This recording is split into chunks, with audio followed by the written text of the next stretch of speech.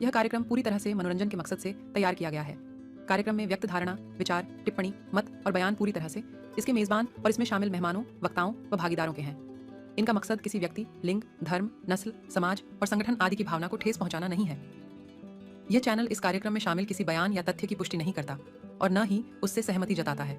हमारे घर में पिछले 2 साल से एक नौकरानी काम कर रही थी जो कि बहुत ज़्यादा ईमानदार थी, लेकिन 4 दिन पहले किसी बात पे नाराज होकर मेरे पति ने इसको नौकरी से निकाल दिया था और यह 4 दिन मुझे घर का सारा काम करना पड़ा था, जिससे मैं बहुत ज़्यादा थक जाती थी। मैंने अपने पति से शिकायत की कि आपने नौकरानी को तो निकाल दिया है, अब मैं बहुत थक जाती हूँ, मुझसे सारे घर के काम नहीं होते। ये शिकायत मैंने सुबह की थी और आज शाम को ही वापसी पर मेरे पति के साथ एक लड़की थी जिसका इंट्रो उन्होंने ये कहकर करवाया था कि तुम्हारी नई नौकरानी है और ये इधर रहा करेंगी। मैंने इस लड़की से कहा कि वे नकाब हटा दे, लेकिन जब इस लड़की ने अपने चेहरे से नकाब हटाया तो मेरे पाँव के नीचे से ज़मीन निकल गई। ये मेरे पति को क्या हो गया है? यह ऐसा कैसे कर सकते हैं? मेरा नाम पूजा है। मेरी शादी को 3 साल हो चुके थे। मैं अपने पति के साथ अलग अलग घर में रहती थी। शुरू का 1 साल मैं ससुराल में सबके साथ रही, लेकिन इसके बाद जब हमने अलग से घर ले लिया तो मैंने पति से कहकर एक नौकरानी रख ली। वो बहुत अच्छी थी, उम्र में मुझसे काफ़ी बड़ी थी, इसीलिए उनके पास काफ़ी तजुर्बा भी था। वे सुबह सुबह आ जाती थी, रात के वो चली जाती थी, सारे घर की काम करती और इसके साथ साथ मेरा भी बहुत ख्याल रखती थी, जैसे कोई बड़ी बहन हो। मैं उनके साथ बहुत खुश थी और मेरा टाइम उनके साथ बहुत अच्छा गुजर जाता था, क्योंकि पति तो सारा दिन ऑफिस में होते थे। मैं जो शादी के बाद एक नए खानदान में गई थी और इसके बाद बिल्कुल अकेले आ गई थी, उनकी वजह से मुझे कभी भी अपने खानदान की कमी महसूस ना हुई। वो मेरी छोटी छोटी बातों का भी ऐसा ख्याल रखती जैसे कि कोई बड़ी बहन या माँ हो। मेरे पति भी उनकी बहुत इज्जत करते और ज़रूरी चीज़ों का ख्याल रखते थे। ये कहा जाए कि हम सारे घर के मेंबर की तरह थी।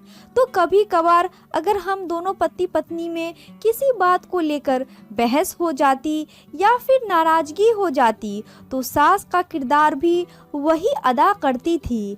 लेकिन पिछले कुछ दिनों से मेरे पति का काम उनके काम में नुक्स निकालने लगे और उनको बार बार तंग करते और उनकी सैलरी काटने का कहते। मुझे तो समझ नहीं आता था कि ऐसा क्यों करना शुरू हो गए हैं। मैंने उनसे कई बार बात करने की कोशिश की, लेकिन उन्होंने यह कहकर चुप करवा दिया कि तुम नहीं जानती हो, ये नौकरानी जो टाइप होती हैं यह पहले इस तरह घर वालों को अपने शिकंजे में लेती हैं और बाद में सारा घर साफ करके चली जाती हैं। उन्होंने इस तरह की बहुत सी कहानी मुझे सुनाई जिससे मैं डर गई और मैं उनसे दूर रहने लगी। शायद उन्हें भी हमारा यह दूर दूर रहना और खींचा खींचा रवैया महसूस होने लगा था, इसीलिए वो भी हमसे ज़्यादा बात नहीं करती थी और अपने काम से काम रखती थी। लेकिन 4 दिन पहले मेरे पति की सोने की चेन नहीं मिल रही थी, जो बहुत तलाश करने पे भी नहीं मिली, लेकिन वो चैन नौकरानी के पास मिली और जिस पर मेरे पति ने फौरन से उसका हिसाब किताब करके उन्हें घर से निकाल दिया। उनके इस रवैये पे मुझे भी बहुत अफसोस हुआ था कि मैं उनको बड़ी बहन की तरह इज्जत देती थी और उन्होंने मेरे ही घर में चोरी कर ली। इसीलिए मैं अभी इसी मामले में कुछ न बोली और इस तरह से वो नौकरानी घर से चली गई। इसके जाने के बाद मुझे महसूस हुआ कि वो कितना काम करती थी और वो सारा दिन काम मुझे करना पड़ता था। मैं सारा दिन बिजी रहती और पति ऑफिस में होते। जब वे शाम को घर आते तो मैं इतनी थक चुकी होती कि बड़ी मुश्किल से उनको खाना देती और बिस्तर पकड़कर सो जाती। मैं उनसे रोज कहती किसी नए नौकरानी का बंदोबस्त करे, लेकिन वो सुनी अनसुनी कर देते। लेकिन कल से मेरी तबीयत बहुत खराब थी, जिसकी वजह से मैं घर की सफाई तक नहीं कर सकती थी। खाना पकाना भी मैंने बहुत मुश्किल से किया था और सुबह मैंने उनको कह दिया था कि आज घर वापसी पे नौकरानी का बंदोबस्त करके आए और आते ही खाना का भी ऑर्डर करके आए, क्योंकि मुझे खाना नहीं पकाया जाता। लेकिन घर में नई नौकरानी न होने की वजह से मुझे फिर भी थोड़ा बहुत काम तो करना ही पड़ा, जिसकी वजह से मेरी तबीयत ज़्यादा खराब हो गई।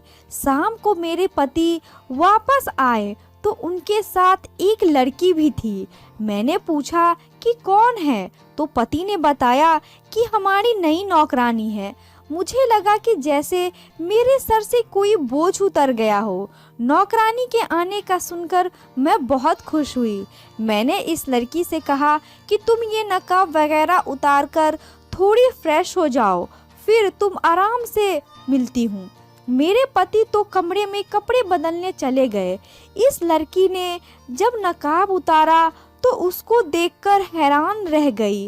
वो मुश्किल से 14 या 15 साल की बच्ची थी, जो क्योंकि बहुत ही खूबसूरत थी। इसे देखकर कहीं से भी नौकरानी का गुमान नहीं हो रहा था। मैंने इसको तो कुछ नहीं कहा, लेकिन फौरन से कमरे में जाकर अपने पति से पूछा, क्या है ये? आप ये बच्ची नौकरानी के तौर पे लेके आए हैं और इसे तो कोई काम भी नहीं आता होगा। मेरे पति ने कहा, तुम तो सीधी हो, तुम्हें क्या पता, आजकल छोटी बच्चियों को ही नौकरी के तौर पे रखा जाता है। बड़ी उम्र की औरतों को रखकर देख चुकी हो ना, वो कैसी होती है। इसीलिए छोटी उम्र की बच्चों को घर में रखा जाता है और उनको काम सिखाया जाता है, और वो छोटी होती है, उनको ज़्यादा मेहनत नहीं करनी पड़ती, क्योंकि वह जवान होती है, उनको मुश्किल भी नहीं लगता है। सबसे बड़ी बात यह है कि मैं चोरी चकारी और इस तरह का काम नहीं करती, और यह बच्ची भी है, अब इसी घर में रहा करेगी, दिन रात यहीं रहेगी। तुम जो चाहे वो काम इससे करवा सकती हो। मुझे पति की बात सही लगी और मैं उस वक्त खामोशी से बाहर आ गई। अगले दिन सुबह जब मैं उठी तो वो बच्ची अभी तक सो रही थी। मैंने उसे उठाया और किचन में आने के लिए बोला। वो खामोशी से किचन में तो आ गई, लेकिन इसकी आंखों में नींद से बंद हो रही थी। मैंने उसको चाय बनाने को बोला और खुद पति के लिए पराठे बनाने लगी। जब मैंने पराठे का पेड़ बना लिया तो उसकी तरफ देखा, वो पानी में पतीले डालकर खड़ी थी। अब इसे ये भी मालूम नहीं था कि आगे चाय कैसी बनानी है। मुझे बड़ी हैरत हुई कि कम से कम 13-14 साल की बच्ची को चाय तो बनानी आती ही होगी, लेकिन मैंने फिर से चाय बनाने का तरीका बता दिया और इससे मुझे एक बात समझ में आ गई, इस बच्ची को कोई भी काम नहीं आता, मुझे इसे सारे काम सिखाने पड़ेंगे। मेरे पति तो ऑफिस चले गए, लेकिन मैं सारा दिन इस बच्ची के साथ बिजी रही, क्योंकि इसे कोई काम भी नहीं आता था, तो सारे काम इसे करके दिखाने पड़ते और फिर वो काम करती, वो गलत कर देती थी, उसे ठीक भी करना पड़ता था। वो दिन तो जैसे जैसे गुजर गया। शाम को मैंने पति से कहा कि यह काम बहुत मुश्किल है, इस बच्ची को काम सिखाने में मुझे डबल मेहनत करनी पड़ रही है।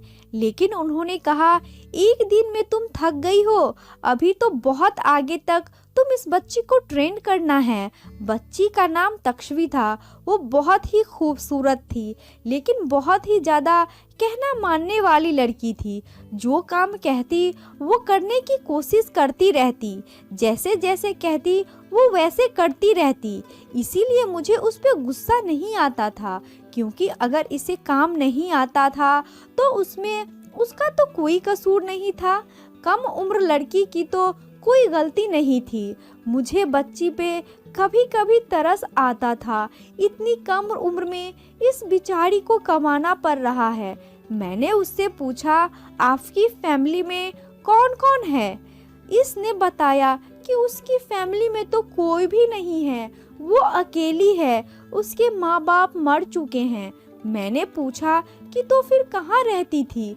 तो उसने मुझे बताया कि वो अपने रिश्तेदारों के घर रहती थी, जहाँ से मेरे पति को इसको लेकर आए। मैंने इससे पूछा कि क्या वो पढ़ती है? तो उसने बताया कि वो 10वीं में पढ़ती थी। मुझे इस बच्ची पे तरस आया और मैं इसको दिन के वक्त थोड़ा टाइम निकालकर पढ़ाने लगी और उससे कहा कि तुम प्राइवेट पेपर दे देना। ये बात मेरे पति को नहीं मालूम थी। मुझे इस बच्ची की नॉलेज पे कभी कभी हैरत होती।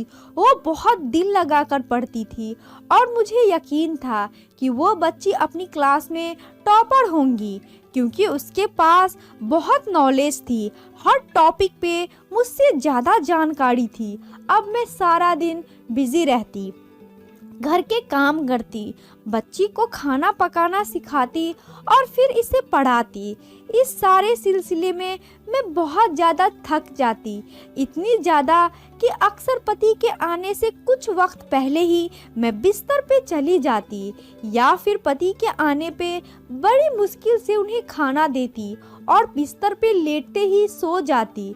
लेकिन हैरत की बात तो ये थी कि मेरे पति ने कभी मुझसे शिकायत नहीं की थी कि तुम जल्दी क्यों सो जाती हो, जबकि तुम्हारे पास तो नौकरानी भी है, तुम इतनी जल्दी कैसे थक जाती हो। इसके हमारे घर में आए 2 हफ्ते हो चुके थे और सब कुछ नॉर्मल चल रहा था। मुझे बच्चे से प्यार सा था होने लगा था। लेकिन उन 2 हफ्तों में जिस चीज़ ने मुझे ज़्यादा परेशान किया था वो ये कि बच्चे पर बहुत ज़्यादा ध्यान देने लगे थे मेरे पति। घर वापस आते ही उसके लिए कुछ न कुछ खाने को लेकर आते, मेरे लिए भी लेकर आते, लेकिन चीज़ उनकी पसंद की होती। उसके साथ बैठकर इधर उधर की बातें करते, इसे हंसाने की कोशिश करते। मुझे ये बड़ा अजीब लगता कि नौकरानी के साथ ये सब कौन करता है। अगर मैं पूछती या कोई बात करती तो कहते कि बच्ची है, इसको घर से वाकिफ कराने के लिए मैं ये सब करता हूँ। लेकिन ये सच नहीं था, क्योंकि अक्सर वो मेरा टाइम भी उसको देने लगे थे और वो उसके साथ हंसी मजाक में लगे रहते। मेरे पति के दिन ब दिन बदलते रवैये ने मुझे ऐसा करने पे मजबूर कर दिया और मैंने नोट करना शुरू कर दिया। तक्ष्वी को भी मेरे पति के आने का इंतजार रहता था। वो भी उनके आने के टाइम पे दरवाजे के आगे पीछे फिरती रहती और जब मेरे पति आते तो बहुत खुश रहती, जबकि मेरे साथ सारा दिन कुछ कुछ डरी डरी सी रहती थी। लेकिन मुझे समझ नहीं आ रहा था कि क्या माजरा है। एक दिन मैंने दिन में कपड़े धोए थे, इसीलिए बहुत जल्दी सो गई। आधी रात को मेरी आँख खुली तो मैंने देखा कि मेरे पति बिस्तर पे नहीं है। मैं समझती कि शायद वॉशरूम गए होंगे, इसीलिए इंतजार करने लगी।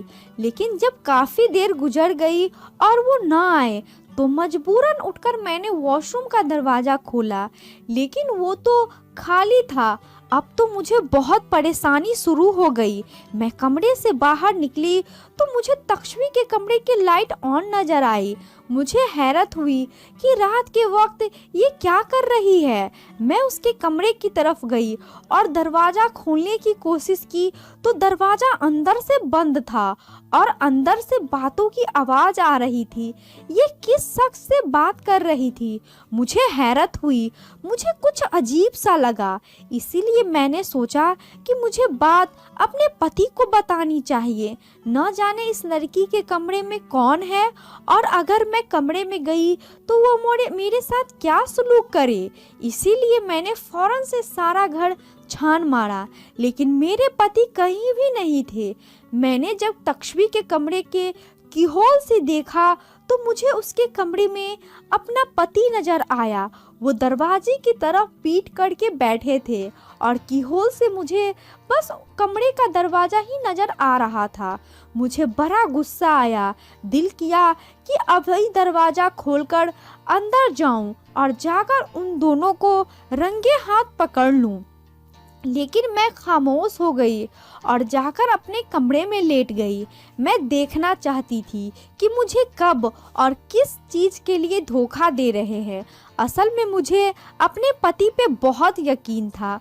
मुझे यकीन था कि अगर वो इस वक्त तक्षवी के कमरे में मर्यादा में गए हैं तो उसकी कोई वजह होगी। यकीनन वो मुझसे बात जरूर डिस्कस करेंगे और मुझे बताएंगे, या शायद वो डर गए होंगे, ऐसा दिलासा देने गए होंगे क्योंकि वो बच्ची है। थोड़ी देर बाद मेरे पति कमरे में आए और आकर खामोशी से बिस्तर पर लेट गए। मुझे लगा इसने दिन सुबह तक्षवी नहीं उठेगी, उसके अंदाज में कुछ बदलाव होगा, लेकिन सुबह के वक्त दोनों बिल्कुल नॉर्मल थे। तक्षवी भी रोज की तरह उठ गई थी, जिससे मुझे महसूस हुआ कि ये सब पहली बार नहीं था। अगर ऐसा पहली बार होता तो कम से कम तक्षवी या मेरे पति के अंदाज में कोई बदलाव जरूर होते, और अगर परेशानी होती तो यकीनन मुझसे इस बारे में बात करते। इसका मतलब यही है कि इन दोनों के बीच कुछ चल रहा है जो मुझसे छुपा रहे हैं। मुझे उन दोनों पे गुस्सा आने लगा। सबसे ज़्यादा गुस्सा तो मुझे अपने पति पे आया कि वो इतनी सी कम उम्र बच्ची के साथ ऐसा कैसे कर सकते हैं। क्या वो इतने गिर गए हैं कि घर में बीवी के होते हुए किसी दूसरी पे नज़र रख रहे हैं। और तक्षवी, इसे तो कोई काम नहीं आता, लेकिन ये काम बड़े अच्छे से आता है। इसके बाद से मेरा रवैया तक्षवी के साथ थोड़ा सा कड़वा हो गया। मैं इसे सारा दिन बिजी रखती और इतना थकाकर जल्दी सो जाए, लेकिन मैंने महसूस किया कि वो जितनी भी थकी क्यों ना हो, मेरे पति के आने का इंतजार करती रहती। उनके आने पे उनके आगे पीछे फिरती, उनके पास बैठकर उनसे बातें करती, और यह चीज़ मुझे बहुत गुस्सा दिलाती थी। लेकिन इस बच्ची का क्या कसूर? कसूर तो मेरे पति का है, जो इस बच्ची को देखकर फिसल गए हैं। लेकिन बात यह है कि मेरे पति तो ऐसे नहीं थे। मेरे शादी को 3 साल हो गए थे और इससे पहले 2 साल हमारी मंगनी भी रही। मैंने तो हमेशा ही देखा है कि मेरे पति बड़े अच्छे दिल के हैं। मंगनी के 2 साल में भी उन्होंने कभी मुझे बेवजह की बातें नहीं की थी। यहाँ तक कि औरतों को भी बड़ी इज्जत और प्यार देते थे। फिर इस बच्ची के मामले में ये सब क्यों? लेकिन फिर ख्याल आता कि दिमाग में शैतान आने से कौन सा देर लगती है। और वैसे भी कहा जाता है कि कम उम्र लड़की में बसा बड़ा होता है। मुझे तक्षवी पर भी हैरत होती कि इतनी छोटी सी बच्ची है और किसी को कुछ बताती भी नहीं। अगर इसके साथ जबरदस्ती हो रही है तो मुझे बता तो सकती है, और सारा दिन मेरे सामने कैसे इतनी नॉर्मल रहती है। मेरे पति को जरा भी शर्म नहीं आती कि मेरे नाक के नीचे से इस बच्ची के साथ कैसा खेल खेलते हैं। अब मुझसे समझ आ रहा था कि वे इस बच्ची को नौकरानी के तौर पे क्यों लेकर आए हैं। क्या मेरे पति का दिल मुझसे भर गया है कि वो किसी दूसरी के चक्कर में है?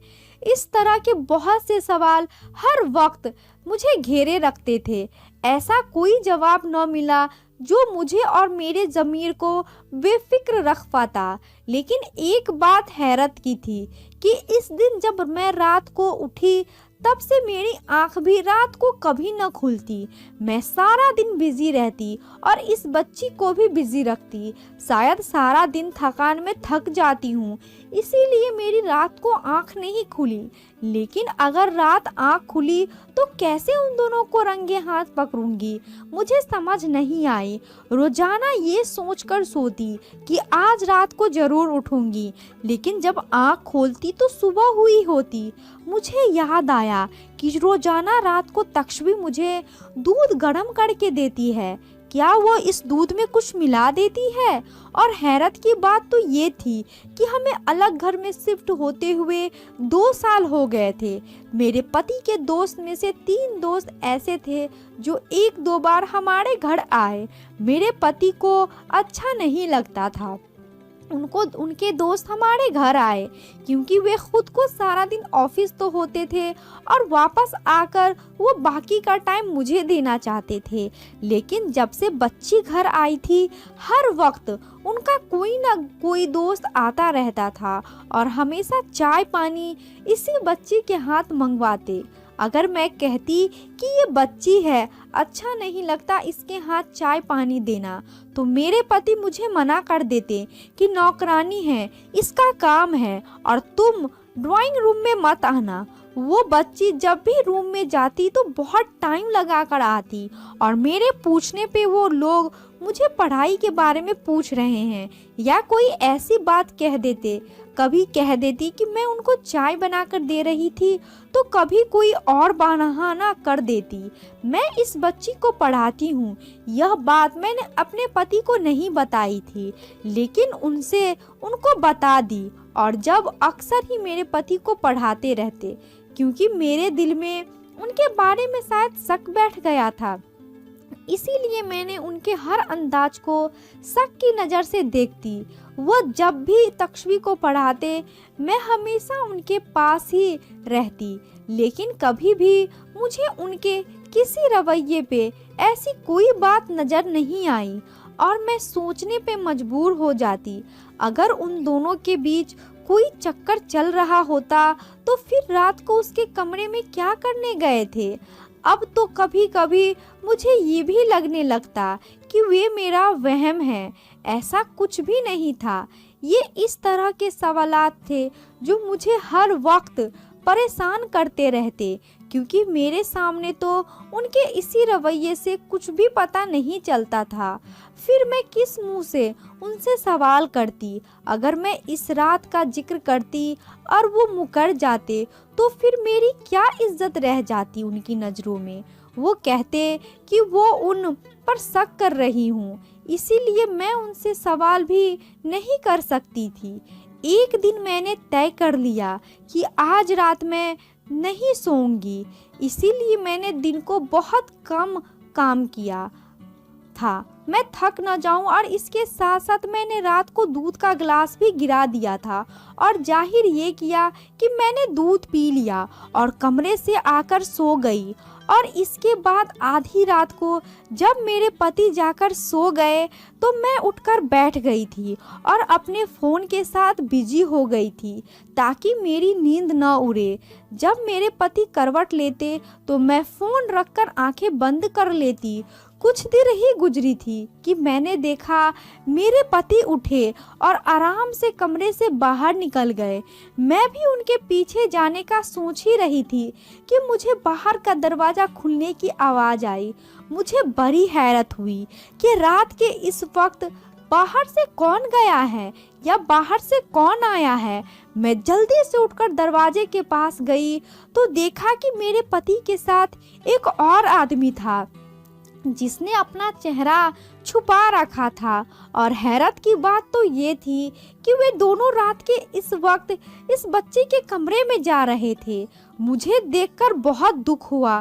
तो क्या मेरा पति इतना गिर चुका था कि आधी रात किसी और आदमी को साथ लेकर उस बच्चे के कमरे में जा रहा था?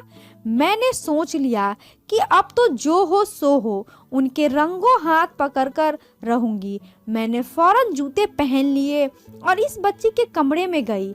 किस्मत की बात थी कि दरवाज़ा खुला था। मैं अंदर गई। मैंने देखा कि बच्ची कुर्सी पे बैठकर रो रही है। मेरे पति उसके बिस्तर पे बैठे हैं और वो दूसरा आदमी इस बच्ची के पास खड़ा इसको दिलासा दे रहा है। मुझे देखकर वो तीनों घबरा गए। मैंने पूछा ये आदमी कौन है और आधी रात को मेरे घर में क्या हो रहा है। और मैंने अपने पति से कहा कि ये सब क्या है, ये सब करते हुए तुम्हें शर्म नहीं आ रही? एक छोटी सी बच्ची हमारी जिम्मेदारी है और आप एक और आदमी को पकड़कर ले आए। ये क्या कर रहे हैं आप लोग? आप लोगों ने इसके साथ क्या किया है? क्यों रो रही है यह बच्ची? मैंने गुस्से से बड़बड़ाना शुरू किया। मेरे पति ने मुझसे कहा कि यहाँ पे आ जाओ, तुम्हें सच बताता हूँ, जो तुम देख रही हो वो सच नहीं है। लेकिन मैं कुछ भी सुनने को तैयार नहीं थी। मैंने जबरदस्ती इस आदमी को बच्ची से अलग किया। मजबूरन इस बच्ची ने मुझे कहा कि जो आप समझ रही हैं वैसा कुछ भी नहीं है, आप एक बार मेरी बात सुन लें। लेकिन इस दौरान वो आदमी खामोशी से मेरी तरफ देख रहा था। इसने अभी तक एक लफ्ज भी नहीं कहा। मैंने गुस्से से कहा, ये आदमी कौन है और यहाँ क्या कर रहा है? मैं इस आदमी को घर से निकालने के लिए उनकी तरफ बढ़ी तो मेरे पति ने आगे बढ़कर मुझे फौरन से पकड़ लिया। मेरे पति ने कहा कि ये आदमी इसका बाप है। ये सुनकर झटका सा लगा। अगर वो बच्ची का बाप है तो इससे इस बच्ची को हमारे घर में इतनी सी कम उम्र में नौकरी के लिए क्यों भेज दिया है और आधी रात को अपनी बच्ची से मिलने क्यों आया है? वो दिन को भी तो आ सकता है। मैंने सवाल करना शुरू कर दिया और कहा कि आप लोग मुझे पागल समझते हैं कि आप लोग जो कहेंगे और मैं इस बात पे यकीन कर लूँगी। ये बच्ची का बाप है और मैं मान जाऊँगी। ऐसा कुछ नहीं है। मैं आप लोगों की कंप्लेन करूँगी और इस बच्ची को भी नहीं छोड़ूंगी जो मेरे ही घर में रहकर ये सब कर रही है। और पति ने कहा कि तुम तसल्ली से बैठकर एक बार सारी बात सुनो, फिर जो तुम कहोगी वैसा ही होगा। मैं खामोशी से बैठ गई। मेरे पति ने बताया कि आदमी उनका दोस्त है और उनकी शादी एक अमीर घराने में हुई थी। शादी पसंद की थी, इसी वजह से लड़के के माँ बाप ने शादी को स्वीकार न किया और ना ही लड़के के माँ बाप ने, और ये दोनों अलग घर में रहने लगे। यह उनकी बेटी है और बड़ी ही नाजों से पली है और ये दोनों बहुत खुश जिंदगी गुजार रहे थे। लेकिन एक एक्सीडेंट में इनकी बीवी की मौत हो गई। अब वो मौत हादसा है या कत्ल अभी तक मालूम नहीं हो सका और इसके बाद उसकी बीवी के घर वालों ने इस पे कत्ल का इल्ज़ाम लगाया है। वो उसको मारना चाहता है जिसकी वजह से यह दुबका हुआ है और वे इस बच्ची की जान भी लेना चाह रहे हैं। इसने खुद मुझसे मदद मांगी तो मैंने इस बच्ची को घर में ले आया। मैंने तुम्हें सच नहीं बताया और कहा कि बच्ची एक नौकरानी है ताकि तुम इसे कुछ काम सिखा दो और अगर मैं घर में कोई आ जाए तो उसको काम करता देखकर नौकरानी ही समझे। मैं इसे प्यार इसीलिए करता हूँ कि मुझे अपनी बच्ची की तरह लगती है और ये मेरा दोस्त है जो भेष बदलकर कभी कभी दिन को भी इसे मिलने आता है और कभी रात को अपनी बेटी से मिलने आ जाता है। मुझे अपनी सोच पे शर्मिंदगी हुई और मैंने उन सब से माफ़ी मांगी और मैंने कहा कि जहाँ तक हो सके इस बच्ची का ख्याल मैं रखूँगी और आप लोगों का साथ दूँगी। लेकिन अगर देखा जाए तो इस सब में मेरा कोई कसूर नहीं था। उनको सबको यह सच मुझे पहले बता देना चाहिए था। मैंने अपने पति से कहा कि अब ये नौकरानी नहीं है, ये हमारी बेटी है और हम इसको बेटी की तरह ही पालेंगे। आप कल से किसी नई नौकरानी का बंदोबस्त करें। तो मेरे पति ने कहा कि पुरानी नौकरानी बहुत अच्छी थी, मैं तो सिर्फ इस बच्ची को घर में लेकर आने के लिए ही ये सब कर रहा था और उसने कोई चोरी नहीं की। दूसरे दिन हमने जाकर उनसे माफ़ी मांगी और उनको कहा किसी परेशानी की वजह से आपको घर से निकालने के लिए हमने ये सब किया था। हमारी वो नौकरानी जिसे मैं मौसी कहती थी वो बहुत अच्छी है, उन्होंने हमें माफ़ कर दिया और दूसरे दिन से ही हमारे घर में आने लगी और उन्हें भी तक्षवी की हकीकत मालूम हो गई थी। उन्होंने मेरा बहुत साथ दिया और एक माँ की तरह तक्षवी भी परवरिश की। इसके बाद तकरीबन 2 साल तक्षवी हमारे घर में ही रही। मैं इसे अपनी बच्ची ही समझ रही थी। इसको पढ़ाया लिखाया, अच्छा पहनाया और बाद में इसका बाप हर इल्ज़ाम से बरी हो गया और जो इस पे कत्ल का इल्ज़ाम लगा था वो भी झूठा साबित हो गया। इसकी बीवी को उसके माँ बाप ने ही मरवाया था। इस तरह हर चीज़ से आज़ाद होकर अपनी बीवी को ले गया। आज भी इस बच्ची को कभी हमारे घर आती है और हम सब उसे अपनी बेटियों की तरह चाहते हैं और वे और इसका बाप इस चीज़ को हमारा एहसान मानते हैं। लेकिन सच तो ये है, हम लोगों ने उस पे एहसान नहीं किया था, क्योंकि बुरा वक्त कभी भी और किसी पर भी आ सकता है और बेटियां तो बहुत नाजुक होती हैं, उनकी हिफाजत करना फ़र्ज़ होता है। आज की कहानी आपको कैसी लगी? इस कहानी के बारे में कमेंट करके हमें ज़रूर बताएं। वीडियो को लाइक करके चैनल को सब्सक्राइब कर लीजिए, साथ में घंटी को दबाकर ऑल पे कर ले ताकि आने वाली वीडियो का नोटिफिकेशन आपको तुरंत मिले। मिलती हूँ अगली वीडियो में, तब तक के लिए धन्यवाद।